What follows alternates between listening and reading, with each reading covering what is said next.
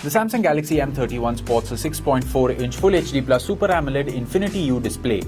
The display has Gorilla Glass 3 protection and a peak brightness of 420 nits. The display houses the front camera in a little U on the top. It also houses 4 cameras at the back. It has a 64-megapixel primary camera with an f1.8 aperture. The second is an 8-megapixel ultra-wide camera for capturing wide-angle shots. The third is a 5-megapixel depth sensing camera, and finally we have a 5-megapixel macro camera. The rear camera can shoot videos in 4K.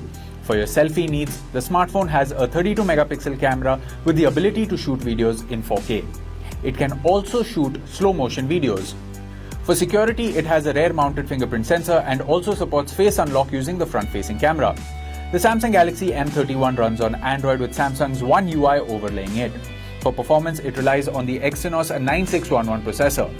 The smartphone is available in two variants, 6GB RAM with 64GB storage and 6GB RAM with 128GB storage. It is available in two color options, Ocean Blue and Space Black. The Samsung Galaxy M30 is a dual nano SIM phone with both SIM slots supporting 4G. It also has a dedicated micro SD slot for storage expansion.